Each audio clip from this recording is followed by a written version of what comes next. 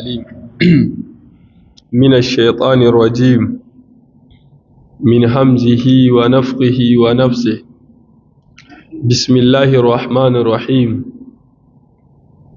إن الحمد لله نحمده ونستعينه ونستغفره ونعوذ بالله من شرور أنفسنا ومن سيئات أعمالنا من يهد الله فلا مضل له ومن يضلل فلا هادي له وأشهد أن لا إله إلا الله وحده لا شريك له وأشهد أن محمدا عبده ورسوله يا أيها الناس اتقوا ربكم الذي خلقكم من نفس واحدة وخلق منها زوجها وبث منهما رجالا كثيرا ونساء واتقوا الله الذي تساءلون به والأرحام إن الله كان عليكم رقيبا يا أيها الذين آمنوا اتقوا الله حق تقاته ولا تموتن إلا وأنتم مسلمون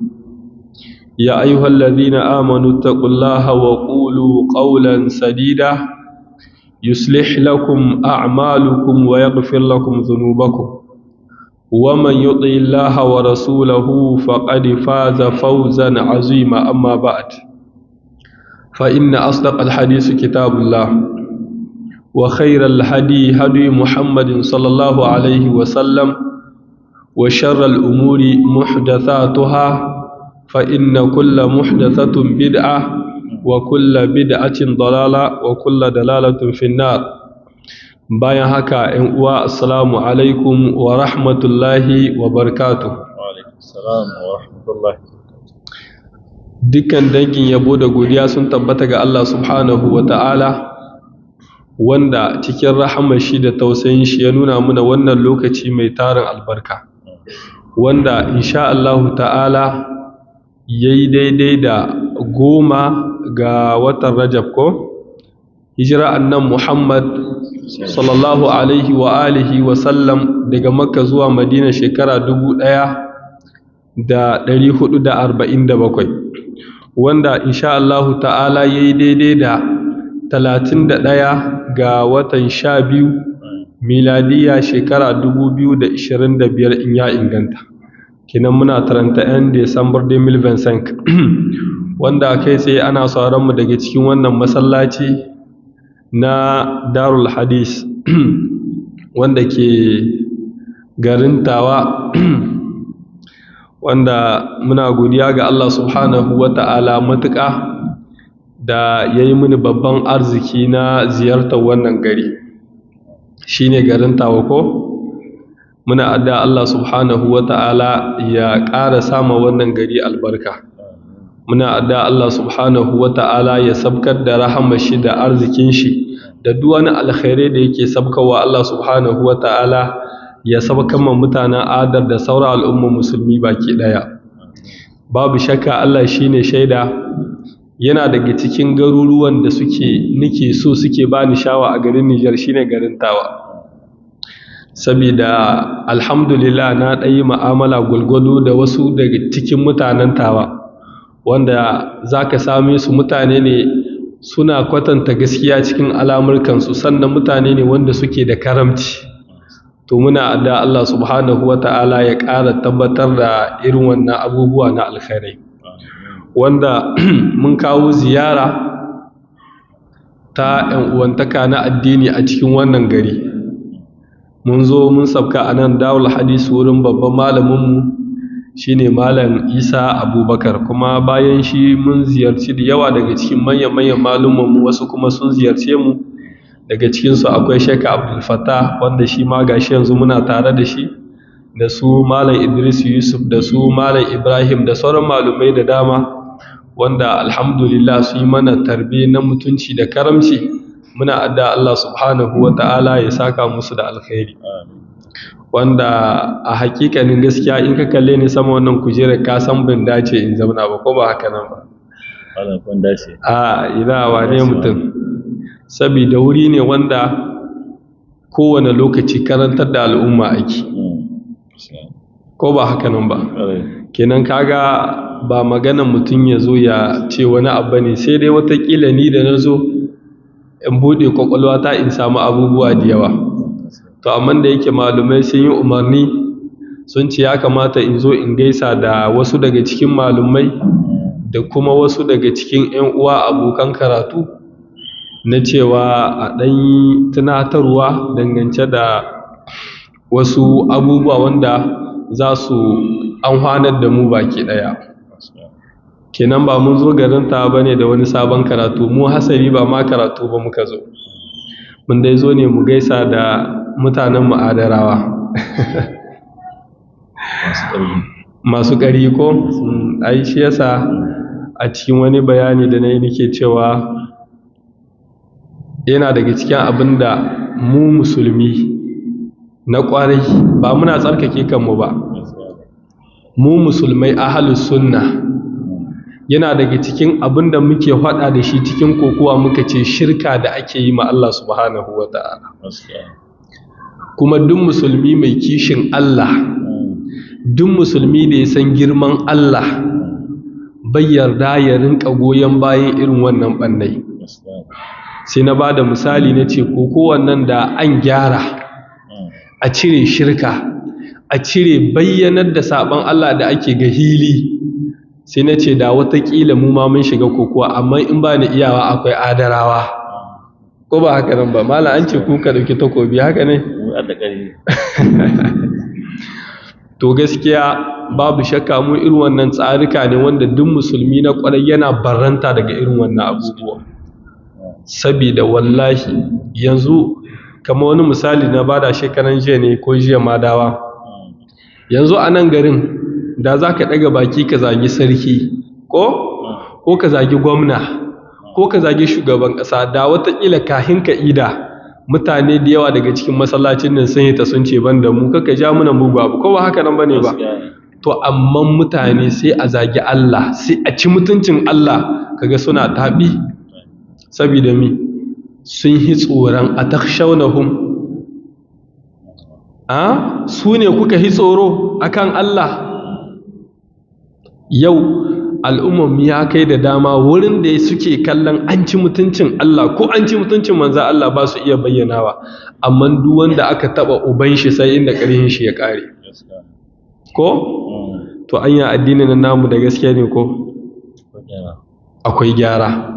To Allah ya ba mu ikon gyarawa. A gulguje abinda malumai suka ce in tunatar da kaina da 'yan uwa, saboda tunatarwa tana amfani ne ga mutum wanda yake mai imani. Muna roƙo Allah subhanahu wata'ala ya samu daga cikin bayin shi masu imani. Suka ce ayi tunatarwa ka abin da ya shahi ahammiyatul ilmi fil mujtama, amfanin ilimi a cikin al'umma ko muhimmancin ilimi.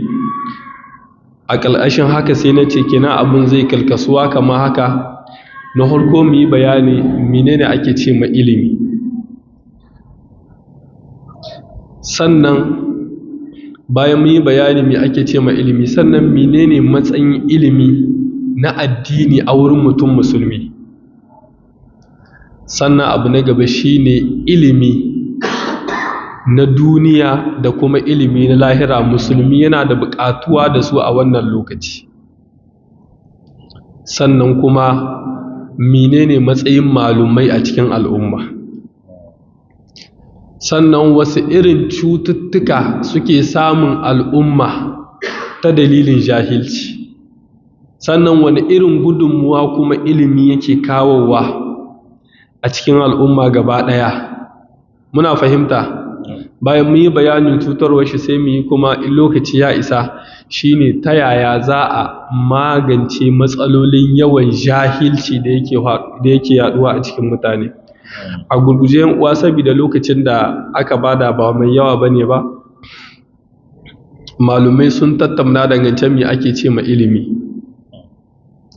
Suka ce abinda ake ce ma ilimi shine haske, wani haske da Allah subhanahu wata'ala yake jefawa a cikin wasu daga cikin bayin shi. Hasken nan don ya rinka bambance ma abu mai kyau da abu mara kyau. muna fahimta. Yanzu zan ce in aka ɗauke wutan nan ba lallai ka gane waye makwabcinka ba ko? Amma ta dalilin wannan hasken za ka iya gane wannan kaza ne, wannan kaza ne, wannan kaza ne. Shi yasa malam Bahaushe sai ya ce ilimi lantarkin duniya. To ashe kun ga duk wanda bai da ilimi a cikin wannan al'umma cikin duhu yake tafiya. Ko duk abin da kake gani yana da yau, yanzu ka je ka samu mai kuɗi mai ilimi da mai kuɗi mara ilimi za ka ga sun bambanta. Tahiyar su ma za ka ga ba kala guda ba ne ba, don shi jahilcin jahilci ne.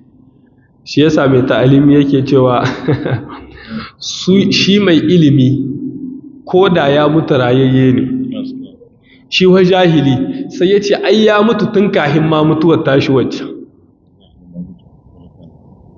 Ya ce aljahilu na mauta ƙabla mautihim. Shi jahili ko da yana rayuwa kawai matacce ne, saboda bai da wani amfani a cikin al'umma. Shi karan kanshi bai amfana da kanshi balle ya amfana da al'umma. To shi yasa ƴan uwa mu zamana masu ilimi, mu zamana masu neman ilimi, saboda duk alkhairin da ka sani duniya da lahira Allah ya sa shi cikin ilimi. A gulguje, menene matsayin ilimi na addini, ko kuma wani irin muhimmanci musulunci ya ba ilimi? Mu a addininmu ilimi yana gaba da komi. A addininmu ilimi yana gaba da komi. Shi yasa kuka ga wahayi na farko da Allah subhanahu wa ta'ala ya yi ma annabi Muhammad sallallahu alaihi wa alihi wa sallam shine kai karatu. Haka ne? Annabi ya ce mishi, Allah ya ce ma manzo Allah sallallahu alaihi wa sallam kai karatu, saboda mi a nuna ma al'umma wannan annabi Muhammad sallallahu alaihi wa sallam muhimmancin wannan ilimin. Abu na farko da aka bude da shi shine yayi karatu. To ta ya za ka cewa kai kana daga cikin al'umma wannan annabi, amma shekararka 20, shekararka 30, shekararka 40 ko izihi 30 baka hadace ba? Allah ji kan malam guduntum ya ce, malam ko dai ƙwar'anin nan na gidanku ne a shekara 60 baka iya ko ɗaya bai ce, ai baka ma gidanku adalci ba. Yau wani in an ce ɗan sarki ne yana hitawa ba ka bukata ka tambaya ko? Musamman ranar da suke wasu abubuwansu zai yi shigar da za ta bayyana shi ɗan gidan kaza ne, haka ne? To wai don mu al'umman manzan Allah sallallahu alaihi wa alihi wa sallam ba mu ƙoƙarin mu yi abubuwan ta yadda daga kaganmu za ka ce wancan mutanen manzan Allah ne sallallahu alaihi wa alihi wa sallam.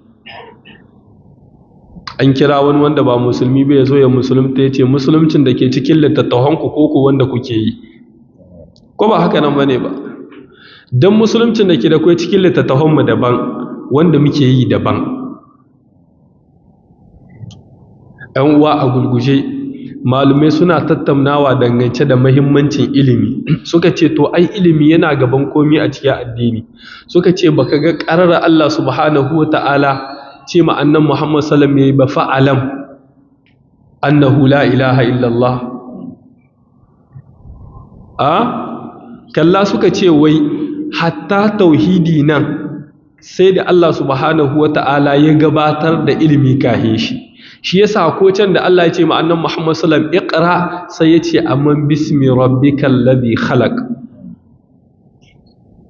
Suka ce to wannan ayoyin babban abin da suke nunawa lallai musulunci ya ba ilimi muhimmanci, amma ilimin da musulunci ya ba muhimmanci kahin kowane ilimi shine suka ce ilimin sanin Allah. Na sha gayin wannan magana, mu dai Nijar alhamdulillah Allah ya muna arzikin jahilai. Kwarai da gaske, wallahi sai ka ga mutum kamar mai hankali fa, daga ya duka ya ruku sai ka ga dillayu ne ga ugun shi, ko ba haka nan bane ba? sai kaga mutum kamar ya san Allah sai ka ji ya ce na rance da Allah da annabi, ko ba haka nan bane ba? To kaga munan wuri in ana maganar jahilcin sanin Allah, al'umma da dama sun jahilta, hatta wanda suke danganta kansu zuwa ga musulunci. Dan za ka samu daga cikin musulmi wanda suke danganta kansu zuwa ga musulunci, za ka ji sun kasa bambance Allah da annabi, ko ba haka nan bane ba? Sun kasa bambance Allah da annabi. To kai ai jahili ne. Allah daban, annabi daban, sallallahu alaihi wa alihi wa sallam, ko ba haka nan ba? Shi yasa yana daga cikin kalmomi wanda na sha bayanin su cewa wanda Bahaushe ya gada, wanda suke ba daidai ba, danganta su ga Allah ko ga annabi, shine sai ka ji Bahaushe ya ce kayan Allah na annabi ne, ko wannan ba daidai bane ba. Irin misalin da nake bada shine kayan ɗanka, kana da iko akan su ko ba ka da? Kayan ɗanka kana da iko? Amma ɗanka in ya taɓa kayan ka fa ya yi sata ko? To walillahi almasalul a'ala. Allah shi ya halici manzan Allah, shi ya aiko shi. Don haka duk wani abu da ka sani manzan Allah zai yi bai isa ya ba sai da umarnin Allah. Amma shi kuma Allah shi kadai yake da iko cikin lamurkan shi. Duk annabawa su taru ba su da ta cewa a cikin lamarin Allah, ba manzan Allah sallallahu alaihi wa alihi wasallam shi kadai ba. Irin wannan abin ya biyo har ya kai sai ka ji malam Bahaushe ya ce malami ba fada Allah, ko? Cewa wannan kalma shi ma ai ba daidai bane ba. Allah ji kan Malam Albani ya ce ka je ka ga yadda Buhari yake a fada, zai iya ma sheri, ko haka ne? Zai iya kyauta cikin kayan sarki, ko ba haka nan ba? To shi yasa kuka ga malaman mu wancan uwayen namu ƴan gargajiya sai zamana suna jin su suna da wani fubuwa ne a hannunsu. Sai ka je na cewa ni to ta hika gani, ko ba haka ba? To mi za a gani ranka ya dade? Kana kwana da yunwa.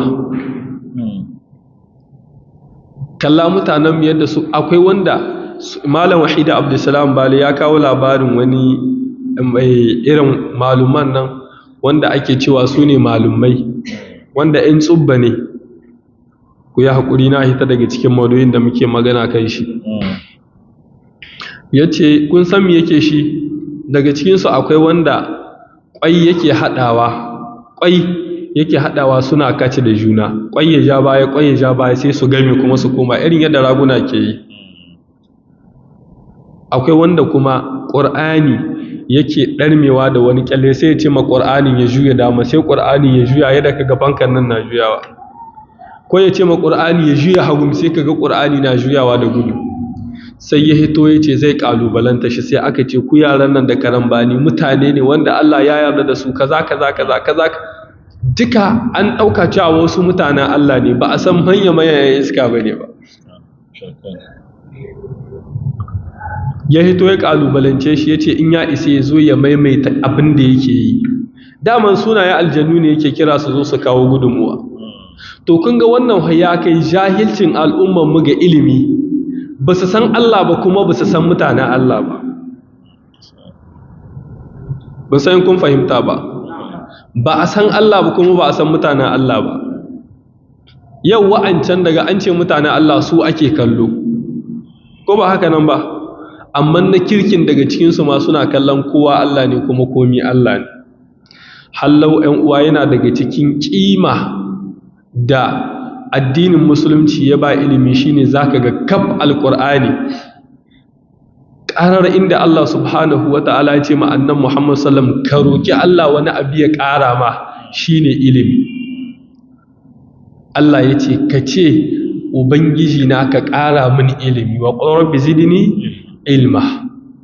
Da kan shi manzo Allah yana ce Allahumma inni as'aluka ilman nafi'a. To mu al'umma wannan zamanin ta koma don rayuwarmu mafi yawanci ta ƙare kan neman kuɗi. Da Isa Abdul Dinar ko musamman mutanenmu sun ɗauka cewa su kuɗin nan suke komi. Wa ya gaya ma kuɗi suke komi? Yau Niger da a ce muna da riƙaƙƙun masu ilimi, muna fahimta, mun huta da siyan abubuwa da yawa, ko ba haka nan bane ba? Yau duk kuɗinka sai ka ga abin da bai taka kara ya karya ba ya muka wahala. Shine wani malami ya ce misalin kuɗi da ilimi kamar misalin biri ne. Yanzu ka ɗauko jikka 10 ka ba biri, muna fahimta, ka ɗauko lemu ko mangoro ka ba shi, wanne zai ɗauka? Lemu ko mangoro zai ɗauki jikka 10. Me yasa? Saboda bai da ilimi da cewa wannan jikka 10 ta sayi dubunnan lemun nan ko dubunnan mangoron nan. To da muna da ilimi hatta neman kuɗin da muke za mu bunƙasa shi irin yadda ba a yi tsammani ba. Ba ku ga neman kuɗin mutum tun wanda aka gada uwaye da kakanni ne har yanzu. In ma kai karen wani ɗan sistem wanda ake tunanin sa sai a ce haba da Allah, baki aka ma ka je ka shiga irin wannan harkokin ko ba haka nan ba, saboda ba mu da ci gaba. Ka kalla irin hatta motoci da muke hawa yanzu, wannan sai a ce wannan mota Mercedes 1980, kai yanzu mota 1980 tun haka kanka ko babanka yanzu ita ce nan wani zai hawa ya rinka faɗi. Su can sun wuce ta shekara nawa yanzu? To ilimi kenan. To shi yasa kenan kun ga ilimi yana da kima kwarai. Ƙarara wani wuri sai annan Muhammad sallallahu alaihi wa alihi wa sallam yake cewa man salaka tariqan yaltamis fihi ilman sahalallahu lahu tariqan ila aljanna. Sabida muhimmancin ilimi sabida muhimmancin da addinin musulunci ya ba ilimi, sai yace ai duk wanda yake saman kan hanya na ilimi Allah zai sauwake mishi hanya aljanna. Wani hadisi ma annabi yace mala'iku suna shinhudar da hukahukansu ga wanda yake ɗalibin ilimi saboda yarda da abin da yake yi. Wani hadisi annabi Muhammad sallallahu alaihi wasallam yace neman ilimi wajibi ne ga kowane musulmi, ga kowace musulma. Wani hadisi annabi sallallahu alaihi wasallam yace bambancin mai ilimi, ku saurara, bambancin mai ilimi, hadisin Tirmidhi ko, da mai bauta, annabi Muhammad sallallahu alaihi wasallam yace kaman misalin wata ne da sauran taurari. Akwai bambanci da wata da sauran taurari ko babu? Ai shi yasa hallau malam yake cewa inda yake bayanin falalar ilimi sai yake cewa fa inna faqihan wahidan mutawari'an ko ashaddu min ash-shaytan min alfi abidi. Yace mutunan da yake da ilimi na addini, yace ya hima shedan wahalar batarwa saman kan mutunan da yake mai bauta 1000 wanda baya da ilimi. Yau wani in ya shiga gaba sallah ta rikice sai dai a sake wata, ko ba haka nan ba? Wani an sa shi gaba aka ce subhanallah ya bangale can, aka ce subhanallah ya ƙara buge can, aka ce subhanallah duk yayi raga-raga da sallai. Da kyal aka samu aka zo tahiyya, ko da aka sallame shi ce jama'a sallar nan ta yi ko dai a sake wata.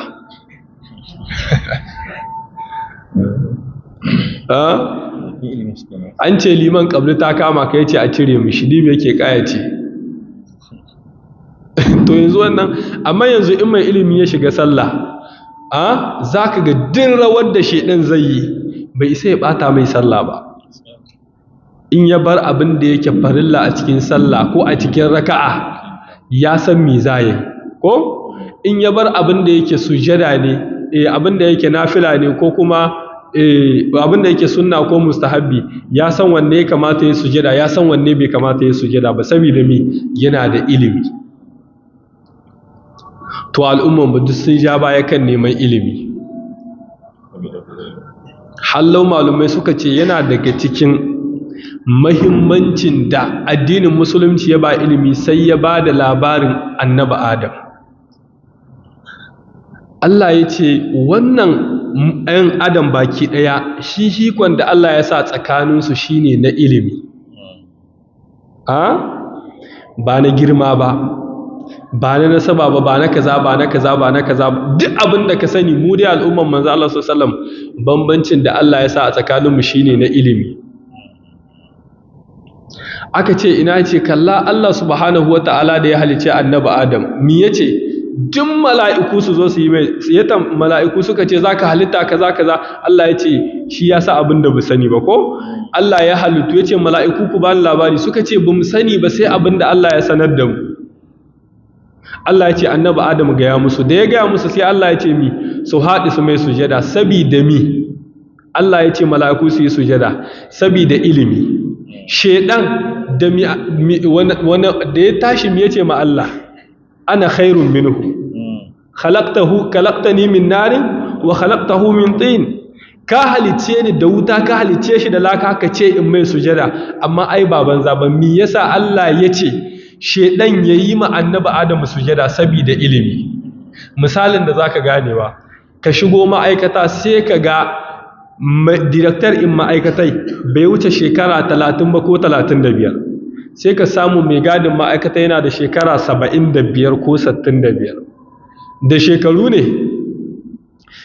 ne suka sa wanga ya tsaya nan bakin koha shi da kare wancan ya shige can wurin shi da AC menene yasa ilimi ko ba haka nan bane ba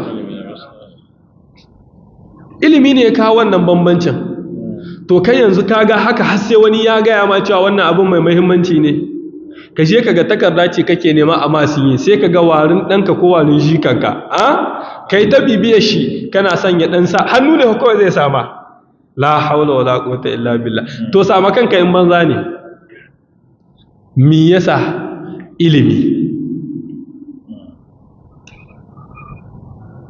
muna fahimta yan uwa to shi yasa kuka ga mu addinin mu baki daya duk abinda zaka ga in ka komo nan kulkusa malam mai ahlari mi yake cewa bai halitta ga mutum baligi ba wala yahilu lahu an yaf'ala fi'lan hatta ya'lamu hukumullah fi bai halitta ga mutum bai yi kowane irin aiki har sai ya san hukuncin Allah subhanahu wataala akan wannan aikin za mu zo mu yana daga cikin illar da jahilci ke duk wannan matsala da kaga al'umma mu sun hada nisa da ilimi ne tulla su ciki an kaurace mai ilimi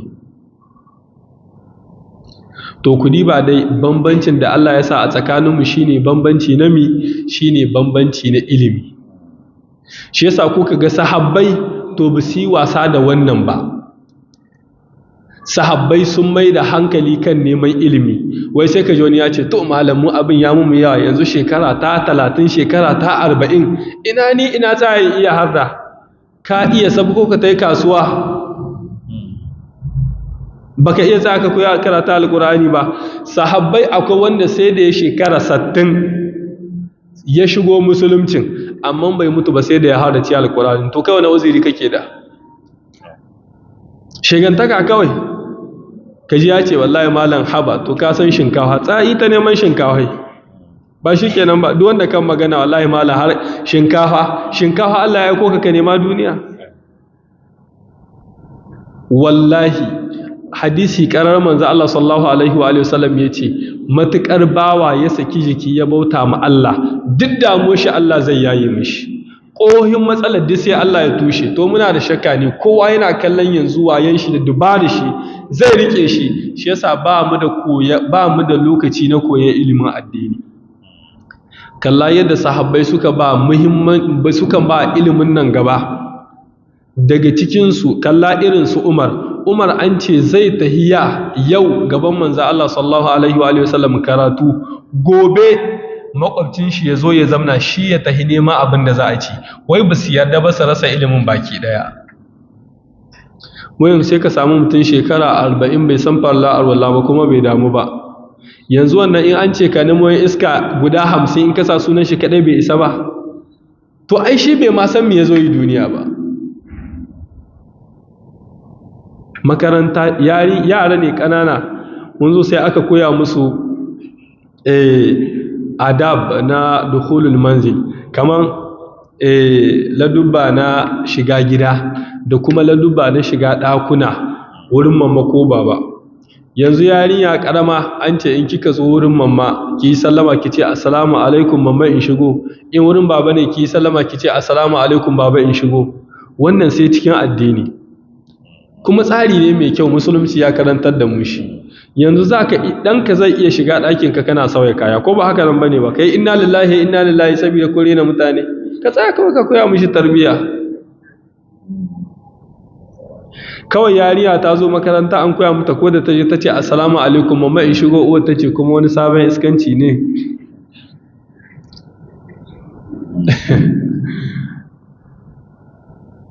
To kadiba yadda al'ummarmu suke da jahilci na addini. Haka in ka komo ɓangaren ilimi na zamani, hatta shi sahabban manzo Allah sallallahu alaihi wa alihi wasallam ba su yi wasa da shi ba, sai dai sun ɗauka ilimin addini yana gaba da komi, kuma cikin ilimin addini shine ilimin aqida. Kamar yadda ɗaya daga cikin magabata yake cewa at-tauhid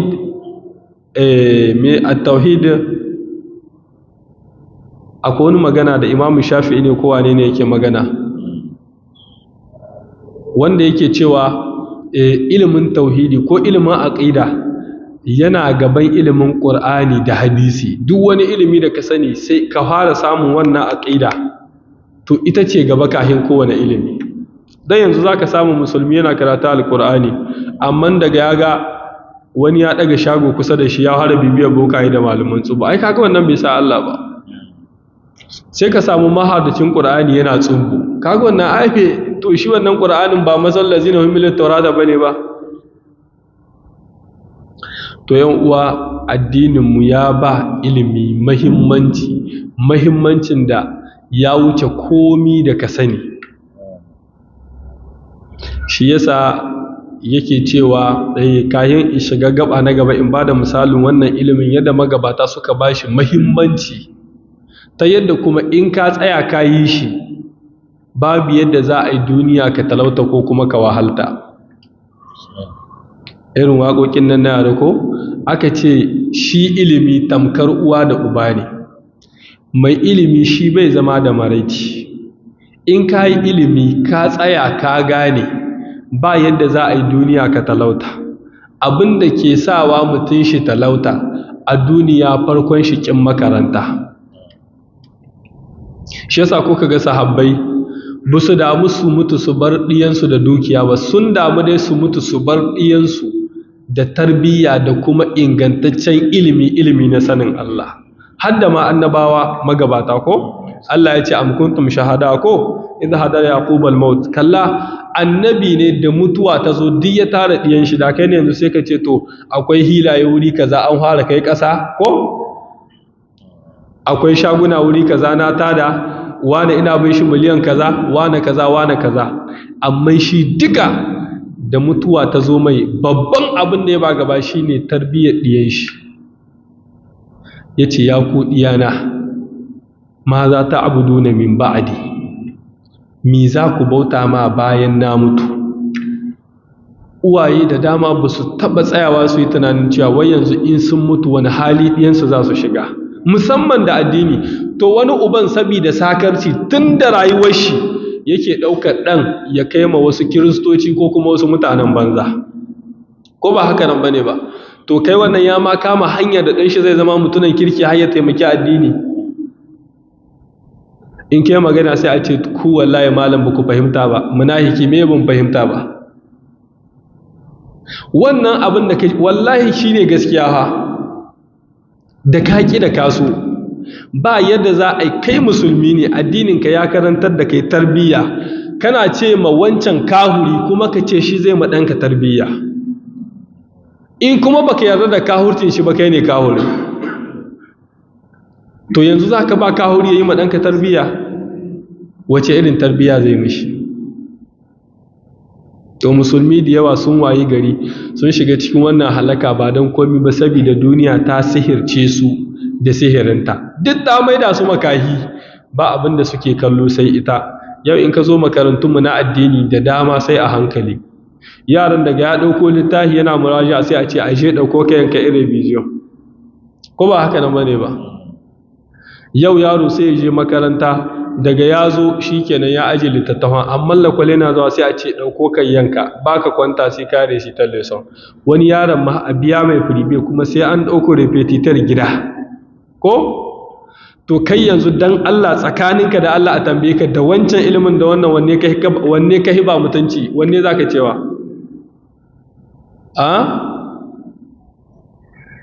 wanne zaka cewa in ai kana ce mana na addini mun san kare na mu sabida kanuna ya wayi gari sabida rishin kima da musulmi suke da ta addininsu su ne suke yaƙakkansu da kansu wurin su ga sun lalata wannan ilimin na addini. Wasu yara su biyu, guda ya samu birebe, guda ya je ya har da alkur'ani, wai suna da ɗan uwaye mai, sai aka kira shi, to ƙannanka ya za su yi da su, ya ce miye suka yi ma, aka ce to shi dai gudan ya har da ce ƙur'ani, ya ce aha, shi kuma gudan yana da birebe, ya ce to shi yana da makama. Ko ba ku gane ba? Shi wayan kenan ba inda zai kama. Ji kammala ya ce ɗan boko ma ɗan iska wanda ko amma bai iya ba, Allah ya ba shi kuɗi balle kai da kasa Allah. So mutane daga sun ga malami da kuɗi mamaki suke, to wai gidanku ake yin kuɗin? Koko kai malaman nan ba banza ba. Hausa maka ɗauko kai ma. Hausa maka ɗauko kuɗin ba shi kenan ba. To taya ne muke yaƙaƙkanmu da kanmu. Yau in an ce malandi ce ko, inna lillahi wa inna ilaihi raji'un, da sahi sattar taran sattar karan pip pip pip circulation ko ina za a sai ka tada yaranka da sahi, an mai wanka, an wanke mishi kaya, an goge mai, an sa turare, an soya mishi kwai, an mai firiti, an mai miya mai daɗi, ga mota mai sanyi ko a daidaita ko kabu-kabu na jiran shi ya kai shi lakwal. Lendi haka, mardi, mercredi, jeudi, vendredi, samedi, sai ranar dimanche sai ya ga an kai shi hannabiyar yana kwana ya huta, sai zuwa can sai a tada shi a ce ta yi makaranta ya gaba wanka. Ko ba haka nan ba ne? Wani yaron in ka gan shi landi ka ce ɗan ministar ne, amma ku haɗu da shi makaranta wallahi zai baka mamaki.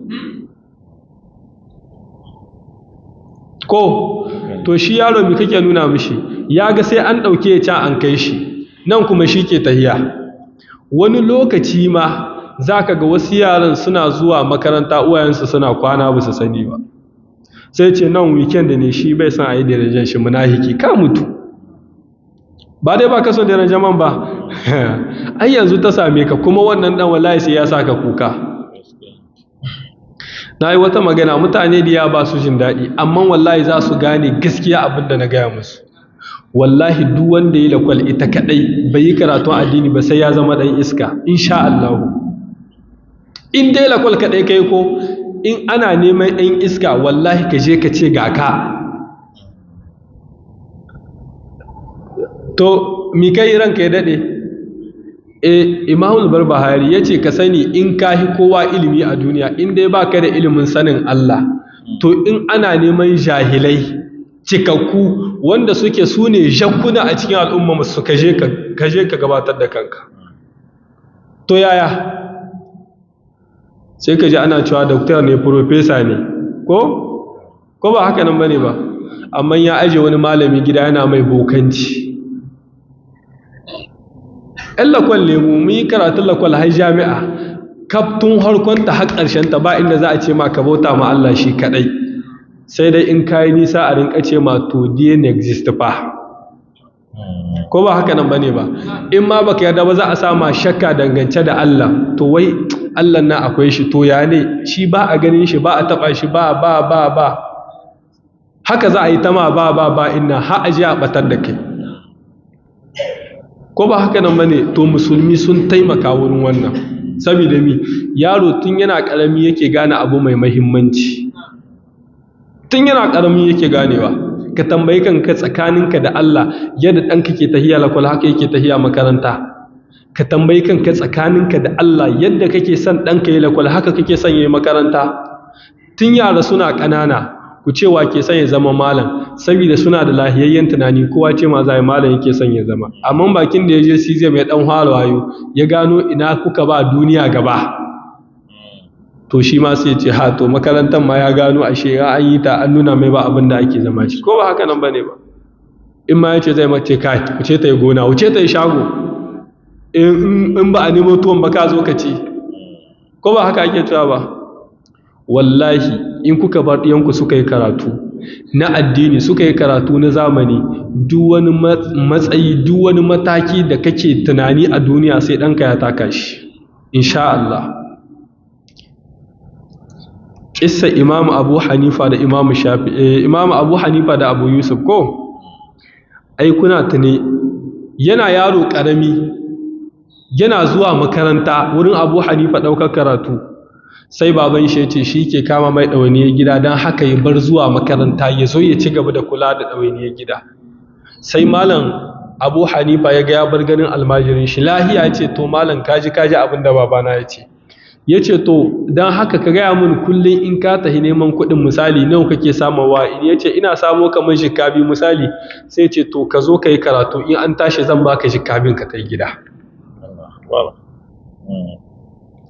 Bayan an yi sai yace to zai gaya ma baban shi an zo baban nashi cikin hirar da Imam Abu Hanifa yake da baban Abu Yusuf sai yace kaga wannan dan naka har in ka bar shi ya karatu sai ya hau kujera irin kujerar da shugabanni suke hawa.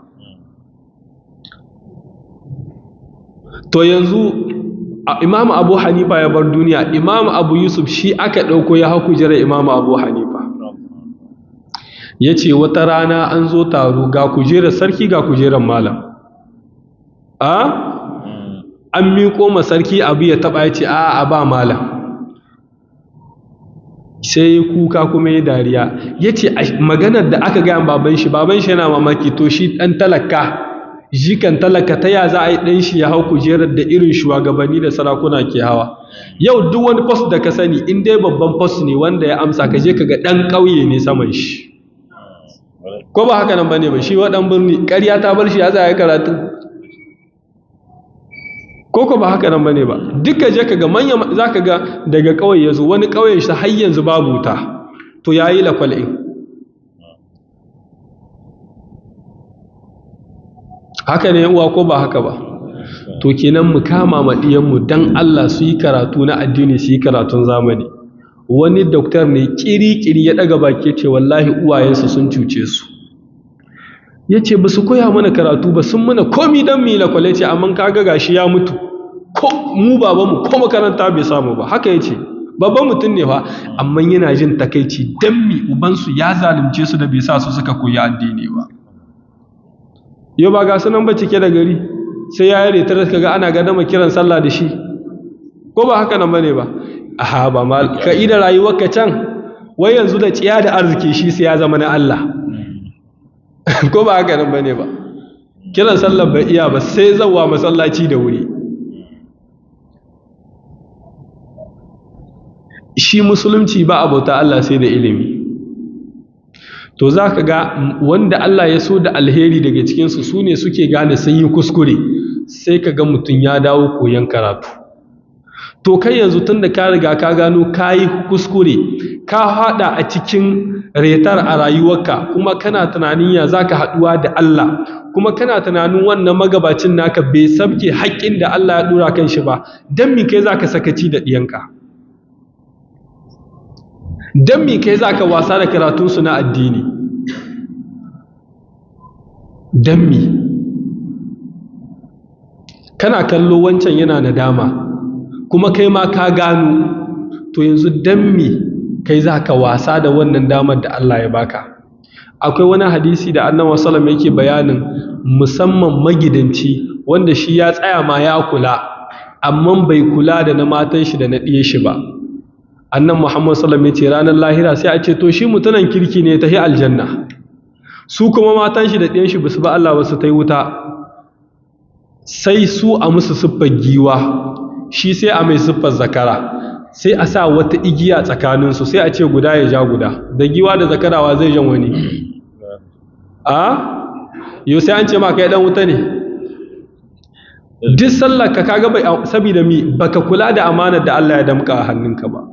Yau uwaye da dama sun ci wannan amana ba ruwan shi dan shi na zuwa makaranta izihin shi nawa akwai ci gaba ko babu sai dai in an ba don biletai illa kwale ta zara idanu ana ta zuba ma kuɗi hinnan sai mi haka za ka yi ta ci gaba da ganin wannan abubuwa har sai tansiyon ta buge ka.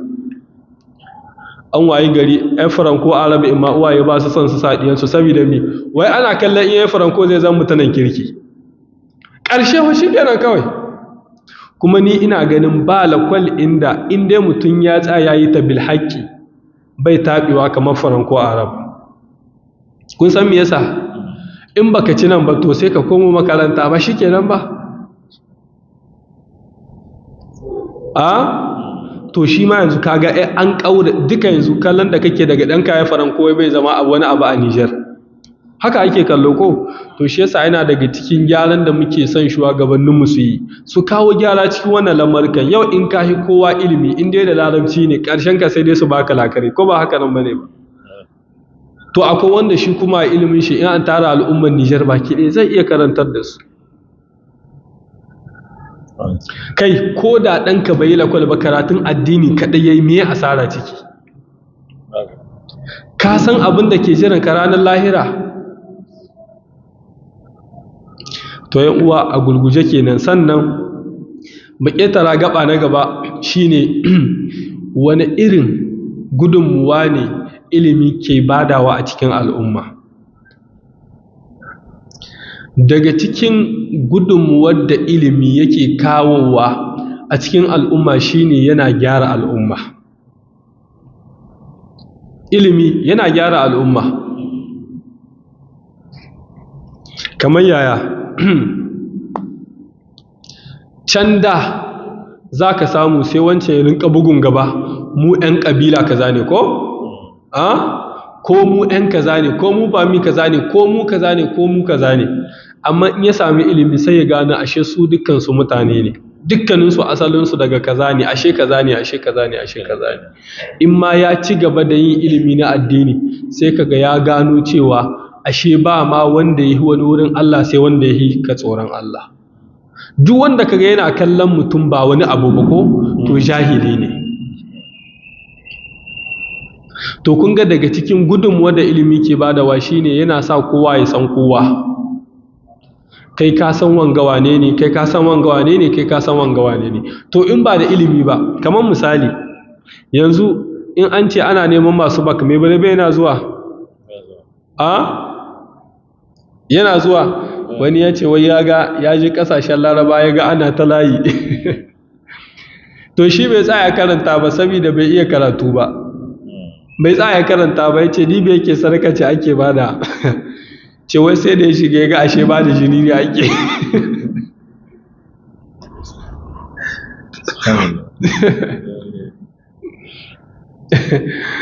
To ka gani ilimi yana gyara al'umma. Sannan bayan gyara da yake yi, sannan ilimi a cikin al'umma shine silar ci gaba, shine motar wanda ke motsa al'umma su ci gaba.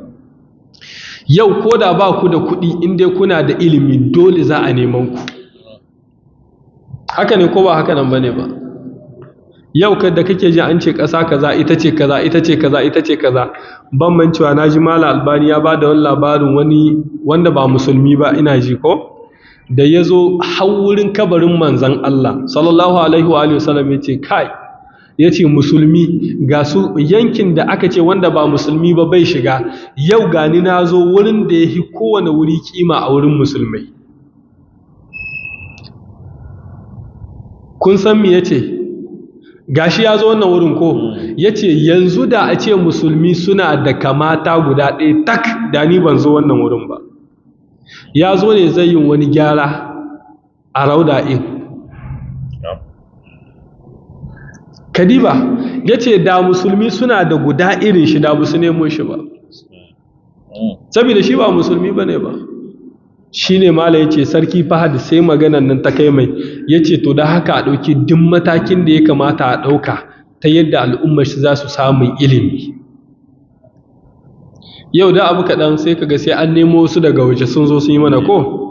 To amma da muna da wannan ilimin ha ba mu bukata. Yau in kana da ilimin na ƙere-ƙeren kaza ko da ba mai kuɗi ba ne kai, in dai za ka iya ƙera wannan abubuwan za ka yi kuma za ka samun kuɗin saboda za a zauwa a sai wannan abin naka a yi amfani da shi. sannan hallau daga cikin babban gudunmuwar da ilimi ke kawowa shine ilimi yana tabbatar da aminci a tsakanin al'umma. Ilimi yana tabbatar da zaman lafiya. Jahilci shi ke kawo kashe-kashe da waɗace-waɗace, ko ba haka nan ba ne ba? Sabida mi kaɗan in mutum ya yi ilimi zai wahala ka same shi cikin irin wannan delankansu da ake daban-daban. Yanzu ka je a tattara ma irin yaran da ke fashi ko ke kwace ko suke kaza, da wahala ka samu wanda yake da koda wannan brevet in cikinsu, ko ba haka nan ba ne ba? Zai yi wahala. To ashe kaga ilimi yana kawo zaman lahiya a cikin al'umma. To uwa uba ilimi na sanin Allah, shi wannan ba a magana. Shi ilimin sanin Allah shine ke tahiyar da komi.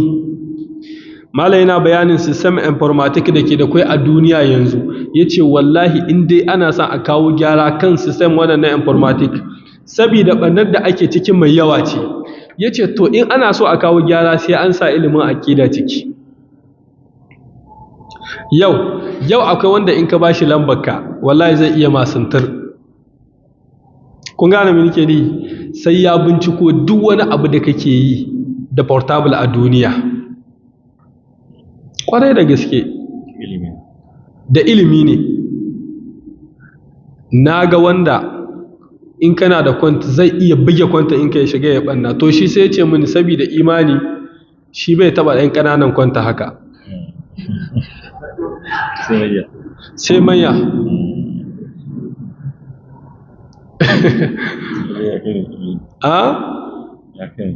To yanzu ya ce wannan wallahi ilimin sanin Allah shine zai gyara wannan abin. Misali shine yanzu ilimi ne wanda in ka koya zaka iya abubuwa da dama, zaka iya sata, zaka iya shari, zaka iya kaza, zaka iya kaza. To amma in aka sama sai ka tana Allah yana ganin ka kuma akwai ranar hisabi. Sai hankalinka ya kwanta. Ka sa duk abin da kake yi Allah yana ganin ka. Haka ne ko ba haka ba?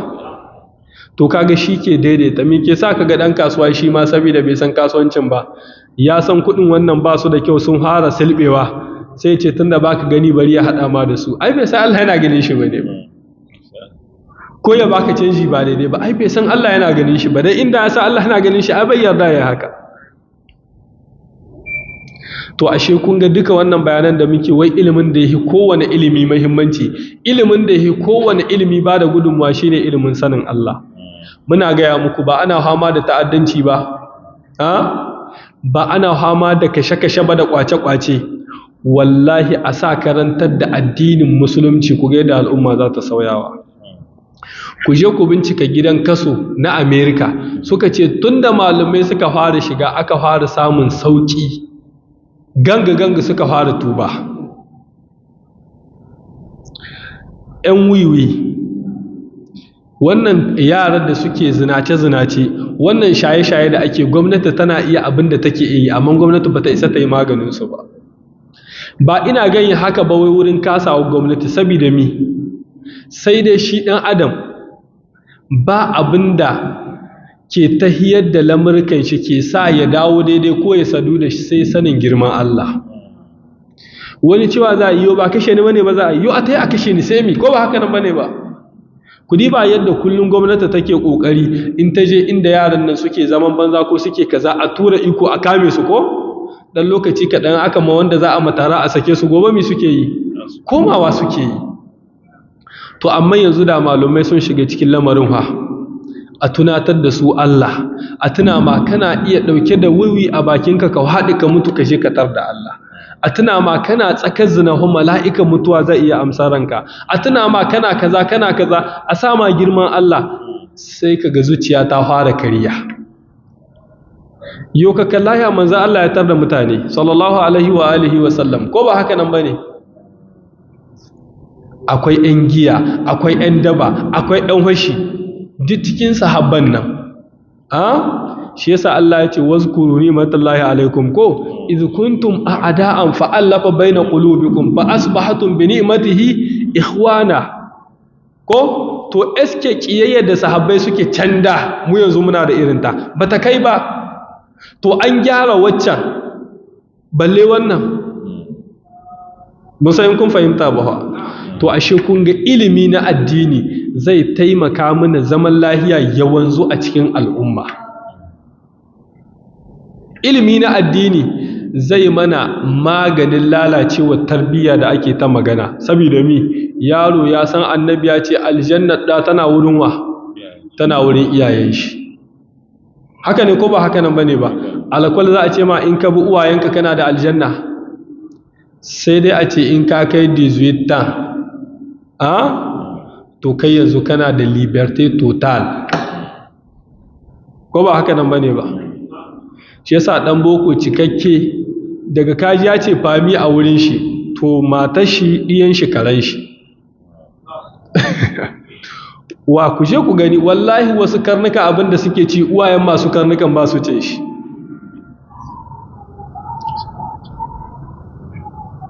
Saboda ba su san darajar wannan uwayen ba. Shi yasa zaka ga su ce yan boko cikakku suna da ina maison de retraite ko sai ranar sallar masoya ka nemi wani player na shigantaka ka tar da babanku can ka kai mishi. To amma ilimi na addini za a nuna ma in dai kana son ka samu aljanna ka gama lahiya to ka bi iyayenka. Diya da yawa suna kin abubuwa da yawa ne saboda tsoron saba ma iyayensu, ko ba haka nan bane ba? To me kake tsammani an ƙara musu da ayoyi da hadisai wanda za su ƙara ƙarfafa imaninsu, saboda shi imani yana hawa ne yana sabka ko amma yana yazidu bimaza bi ta'a kuma wayan bil ma'asiya yana ragewa da hanyar saba Allah. To amfanin ilimi yana da yawa a cikin al'umma. Sannan a gulguje wasu irin illoli ne jahilci yake yi ma al'umma. Babban illar da jahilci yake ma al'umma shine ana wayuwar gari kaf a rasa mai ce ma wani bari. Kun gane? To da kai magana shi bai san kowa ba, zai daga ido zai daga baki ya dankara ma zagi saboda bai san kima ka da darajar ka ba, ko ba haka nan bane ba? Sannan duk abubuwan da muka zana a baya wancan to rishin ilimi kwantarar insu ne.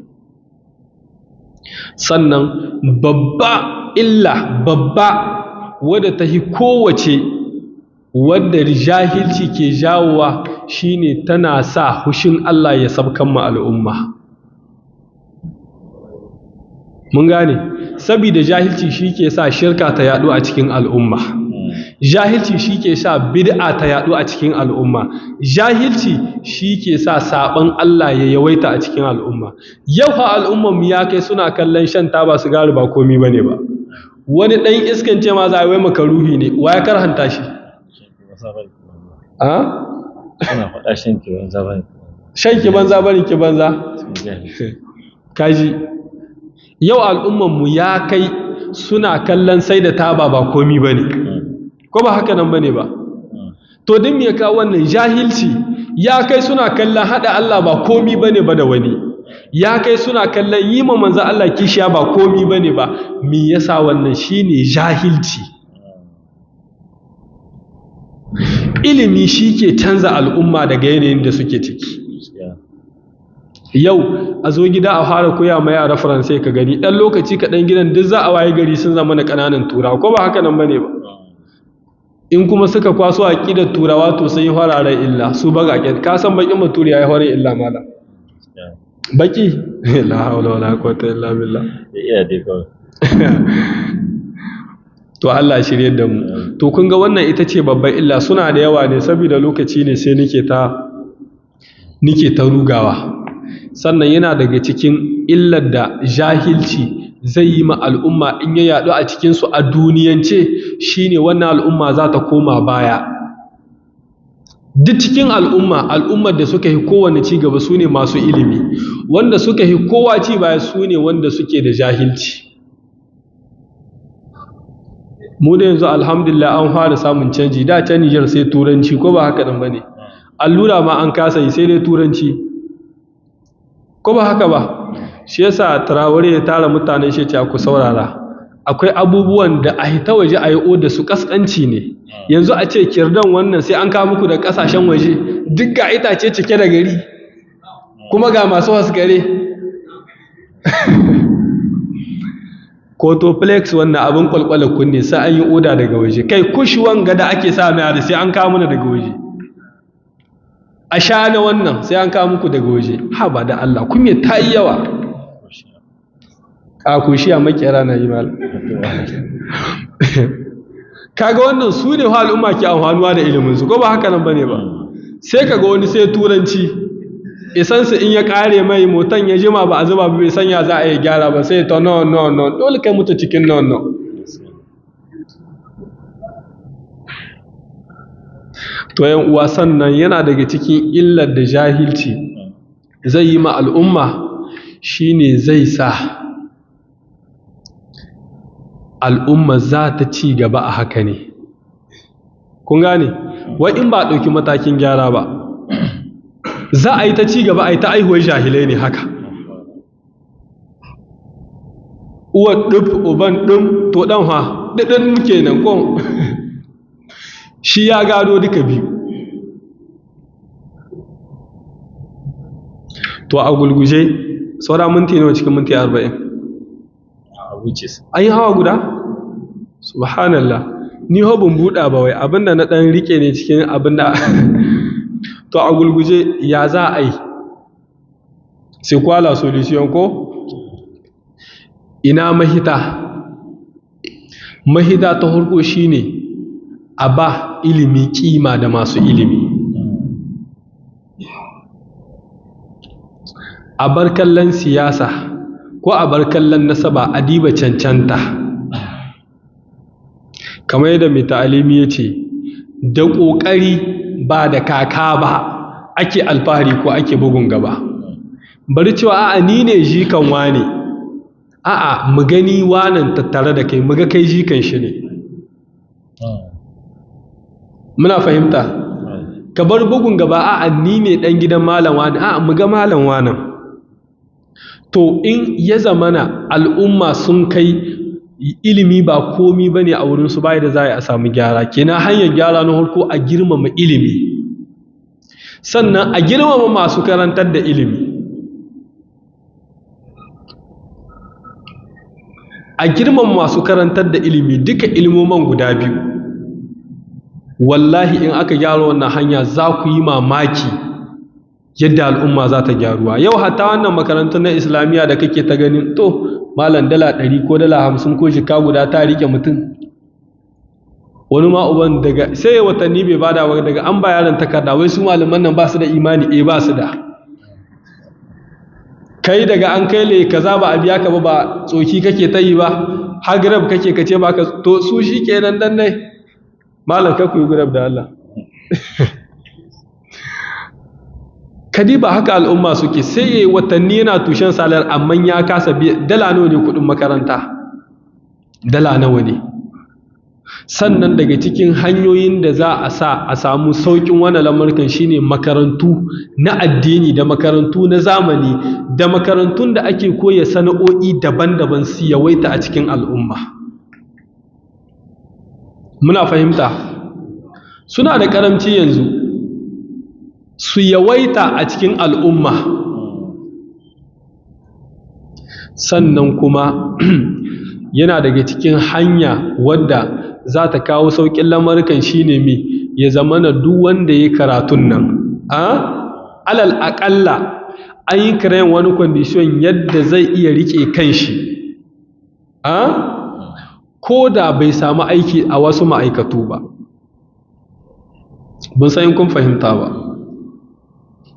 Yau sai ka samu mutum da lisans da masar, wasu ma har da doktora, yana zamne yana ta hamma, ko ba haka nan ba? Yau ko faci bai iya ba. Shi kuma balle ɗan Nijar, wani malam ko bireban nan yake da kallon da yake shi yanzu duk unguwansu ha ba ɗaya bai yake da kowa. Kai da mai awara ta hika? Tana da abin tarika. Tana da abin da tarika, ko ba haka nan ba? To shi yasa yan uwa abubuwan suna da yawa, kun ga abubuwa kusan matakai guda 7 muka ce za mu yi magana kansu, wanda bai wuce 3 wanda muka yi magana kansu ba, kuma tun a zo ana ta nuna lokaci ya yi. Kenan za mu saurarawa nan sai dai wani lokaci kuma in Allah subhanahu wa ta'ala ya ƙaddara haɗuwarmu da alkhairi. Abinda nake kiran kaina da yan uwa baki ɗaya shine ba mu yi latti ba. In shekarar ka 50, in shekarar ka 60, akwai wani lokacin nema ya musulunta sannan ya ci gaba da neman ilimi. Kaga ashe kai baka da wani uzuri da zaka ba Allah ka ce to mu abin ne malam ya muna yawa. Kamar yadda na shagayi, maza yanzu sun mai da ɗiyansu da matansu tumakai. Shi kuma me ya zama? Ya zama na zakara. Bai da aiki daga neman shinkafa ya kira su su ci sai barbara, ko ba haka nan bane ba? Aikin zakara kenan. Busu ba ilimi kima ba. Kenan da maza da mata da yara dukkan in ana son gyara ana son a ba ilimi muhimmanci, a girman masu ilimi. Kalla fadan manzo Allah sallallahu alaihi wa alihi wasallam, kalla Abu Huraira ya haddace hadisai wajen nawa, wurin 5,000. kalla su Abdullahi bin Mas'ud, su Abdullahi bin Abbas, kalla yadda suke ba wai wannan wanda suke yara ƙanana kenan, misali sai Abdullahi bin Abbas. To in ka komo ɓangaren manya fa, Abu Huraira yana daga cikinsu. Kalla fada annabi sallam za ka samu ɗa ya zo uba ya zo, ga Umar ga Abdullahi bin Umar, ko ba haka nan bane ba? To mu yanzu ba mu ba ɗiyanmu dama kan ilimi, wallahi mu bar su su yi karatu. In ka mutu ka bar ma ɗiyanka kuɗi ba tarbiyya ba ilimi, wallahi za su lalace. Amma in dai insha Allah suna da ilimin nan, ko da ba ko dala za su nema, ko ba haka nan bane ba? Nawa aka bar mu kuɗin yanzu sun koma abin tasai, kai abun bai zama na darasi gare ka ba? To Allah subhanahu wa ta'ala ya shige muna gaba. ‘Yan uwa, ilimin nan shine ke sauyi al'umma, ilimin nan da shine al'umma take ci gaba. Abubuwan suna da yawa saboda lokaci, kuma mala ai mana afuwa na ɗan ƙara mintuttuka. Allah subhanahu wa ta'ala ya azurta mu da ilimi mai amfani, ilimi kuma wanda yake mai albarka, ilimi wanda zai amfanar da al'umma annan Muhammad sallallahu alaihi wa alihi wa sallam. Ina godiya kwarai ga wannan malaman namu. Allah subhanahu wa ta'ala ya saka musu da alkhairi, kuma al'umma da suka ba da lokutansu su ma Allah subhanahu wa ta'ala ya biya. Subhanakallahumma wa bihamdika, ashhadu an la ilaha illa anta, nastaghfiruka wa natubu ilaik. Wassalamu alaikum wa rahmatullah. Alhamdulillah. A ƙarshe za mu cewa Allah ya saka ma malam da alkhairi. Idan aka ce Albani, ina ga kowa ya san Albani ko? Albani akwai bayani gare sa. To musamman ma Albani wannan namu na Nijar, Allah ya sa ma rayuwar shi albarka. Suna kwatantawa, suna ainihin ɗaya daga cikin matasa wanda suna hazaƙa mutane wajen neman watan ilimi, kuma Allah ya ba su fahimtar bayani. Mun sa Albani na Najeriya ko? Wannan shine Albani na Maradi. Akwai kokari, Allah ya saka mishi da alkhairi. Idan aka ce Albani ko ya san akwai bayani, akwai magana. To Allah ya saka mishi da alkhairi. Insha Allah za mu saurari Imam Sheikh Dr. Imam Darul Hadis Isa Abubakar zai zo ya ainihin takaice ta'aliki, sai ayi kuma ya addu'a ayi sallah insha Allah. Malam bismillah. أعوذ بالله من الشيطان الرجيم. بسم الله الرحمن الرحيم. الحمد لله والصلاة والسلام على رسول الله الأمين وعلى آله وصحبه أجمعين. فسبحانك اللهم لا علم لنا إلا ما علمتنا إنك أنت العليم الحكيم. وبعد، السلام عليكم ورحمة الله وبركاته. Muna wa Allah subhanahu wa ta'ala godiya wanda ya arzita mu da ziyarar ɗan uwa kuma abokin da'awa Abu Abdurrahman Malam Ismail Mamman Lawal daga garin Maradi, wanda al'umma ta fi sani da Albanin Maradi, ɗaya daga cikin matasa da Allah subhanahu wa ta'ala ya arzaci ƙasar Nijar da su da suke haskaka wa mutane sunna, suke tunkuɗa bid'a a cikin al'umma. Muna fatan Allah subhanahu wa ta'ala ya ƙara wa rayuwarsu da tamu albarka baki ɗaya. Malam je yana garin Madawa ya kira ni ya ce yana Mada kuma yana shirin komawa. Na ce masa shi dai haƙƙin zumunta da ƴan uwantaka ba ƙaramin al'amari ba ne, kuma a matsayinku na malamai ku kuke cewa Allah subhanahu wa ta'ala ce walladhina yasluna ma amara Allah bihi an yusal. Na daga cikin abin da Allah ya umarni a sada akwai zumunta, to kuma zumunta ta addini ta fi zumunta ta jini, domin an yi lokacin da ɗan uwa na addini ke cin gadon ɗan uwansa na addini gabanin Allah ya soke wannan hukunci. Bisa wannan malam ya ga dacewa na ya kamo na ziyara, kuma sharfin ne gare mu. Muna gode wa Allah kuma muna wa malam godiya bisa wannan ziyarar. Allah subhanahu wa ta'ala ya saka musu da alkhairi. Wato mutane ba su san alkhairin da ke cikin sadar da zumunta ba. Yana cikin abin da ke sa mutum ya samu yardar Allah a duniya, kuma Allah ya aminta da shi alkiyama, sadar da zumunta. Ya zo a cikin sunan cewa ɗaya daga cikin magabata ya taɓa tashi ya kama hanya yana tafiya, sai Allah ya aiko masa mala'ika a sifa ta mutane, sai tare sai na tambayarsa ina zuwa. Ya ce za ya gani kaza gunwa ne, lafiya? Ya ce lafiya lau. Kasuwanci? Ya ce ba kasuwanci tsakanina da shi, ba shi bai ce duka ba, duk abin da ya tabe shi ya ce babu. To bi zai kai ka wajen sai ce zai kai masa ziyara ne don Allah subhanahu wa ta'ala, wannan shi ne silar shigas aljanna. Shi yasa annabin Allah yake cewa ruwayar a hadisin Imam Muslim, la tahqiranna min al-ma'ruf shay'a. Karkare na aikin alkhairi ko ya yake. To muna roƙon Allah ya sanya wannan ziyarar a mizanin hasana cikin malam. Malam ya tattauna akan al'amari wanda duniya ba ta wadatuwa da shi. Ba yadda za a yi duniya ta wadatu da ilimi. Ababe guda uku in ji malamai suka ce ba wanda ya isa ya daga hannu ya ce shi sun ishe shi a duniya.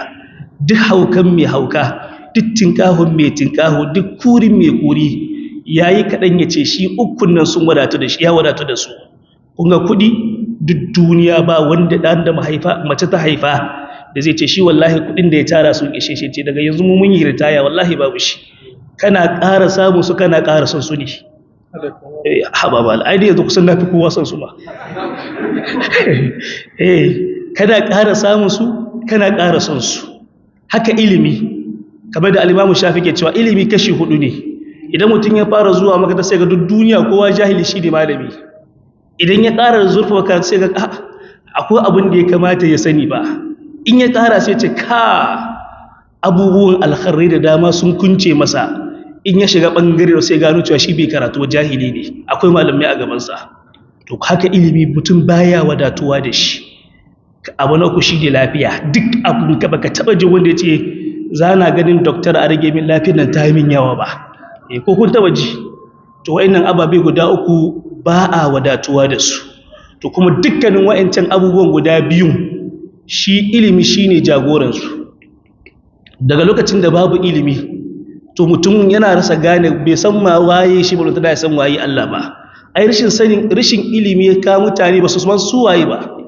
Kaza ga mutum yana rayuwa a ma'aikata, idan ka tambaye shi waye shi, ya arrafa maka yayin da yafi nirkin kansa bai san shi waye ba. Mutum ya shekara 60 80 a duniya, ka tambaye shi me yazo yi duniya, sai yana ganin kawai an turo su ta tahiya kaso daji suna dawowa kawai shikenan. Kawai cin kaso yana ganin kawai wannan shine saboda bai da karatu. To don haka jama'a, wallahi magana babi na ilimi kusan babu da malamai suka yi rubutu da yawa a kai kamar ɓangaren ilimi. Wanda ka ji malam ya ce ba mu yi latti ba, wallahi muna da dama ƙwarai da gaske akan mu zabura zuwa ga neman ilimi.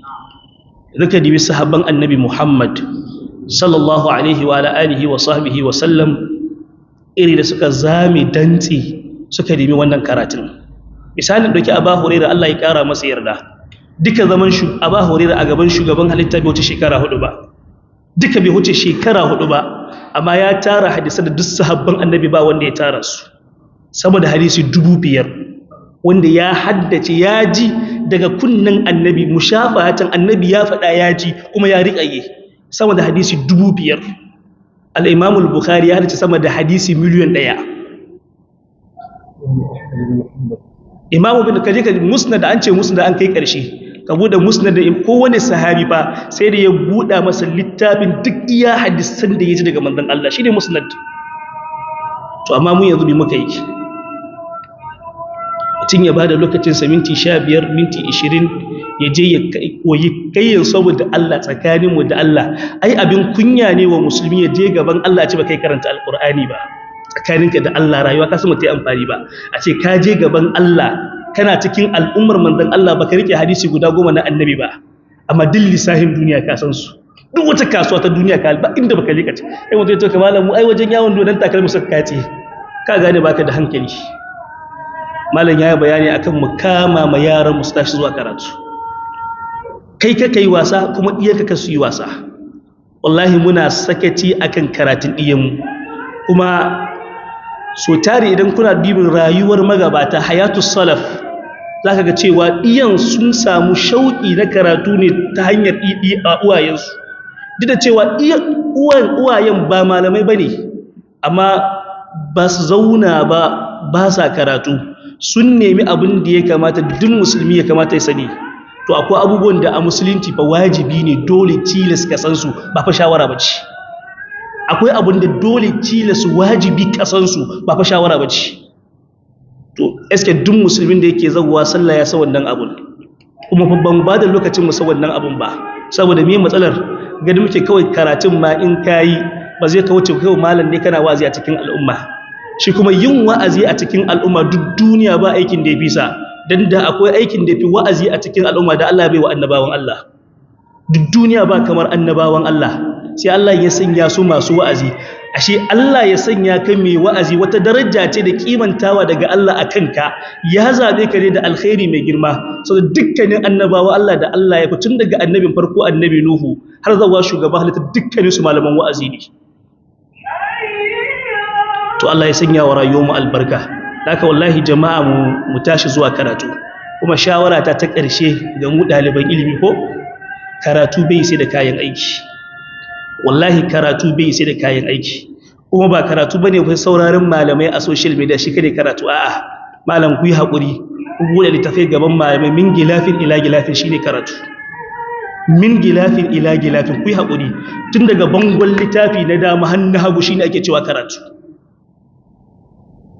Hayaniyar social media ta ɗauki hankalinmu rudani ne kawai na banza mu aje duka wannan surutun mu je gaban malamin mu zauna mu bude littafai min gilafin ila gilafin yanzu abin da ke faruwa hatta ita kanta social media masu fitowa a cikin da suna karatun da wani zaka zauna da shi tsakaninsa da Allah da ya busa masa rayuwa a majalisa mai fitowa yana aza kamera a gabansa yana karatu littafi nawa ya soke gaban malami min gilafin ila gilafin wallahi ba sa kilbuwa wani duka bai wuce littafi guda 3 wani ba a taba samun littafin da ya kare ba sai ya bude sai liƙe bai taba liƙe littafi ba a zama malamai da takhabbuti ana zama malamai ne da mumarasa yawan dagewa cikin al'umma. Allah ya sanya wa rayuwar mu albarka malam muna godiya Allah ya saka da alkhairi bai subhanahu wataala ya mida ku lafiya Allah subhanahu wataala ya ƙara mana ikhlasi cikin al'amurra waya ta da'awa sai an yi haƙuri kwanan bayan malam ya yi wasu maganganu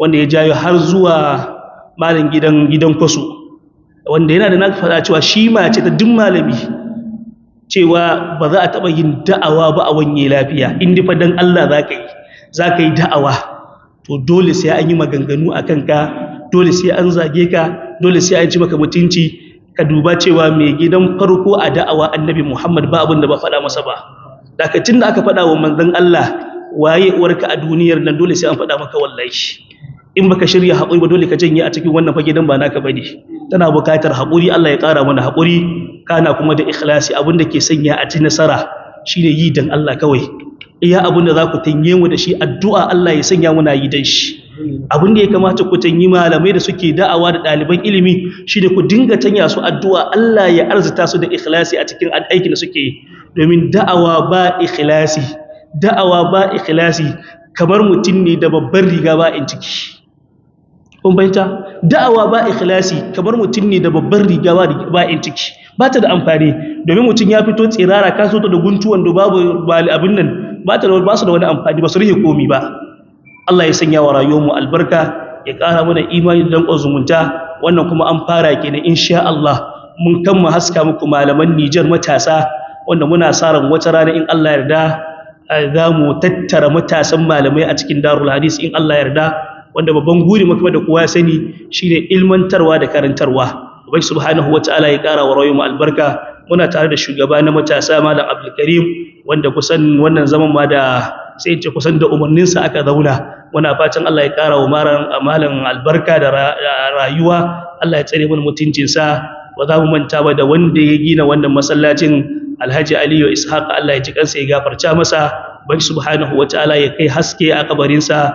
Abin da ya bari na zuriya kuma Allah subhanahu wataala ya hada hankulan su ya sanya mu wanye lafiya baki daya. Subhanakallahumma wa bihamdika ashhadu an la ilaha illa anta astaghfiruka wa atubu ilaik. Wassalamu alaikum wa rahmatullahi wa barakatuh.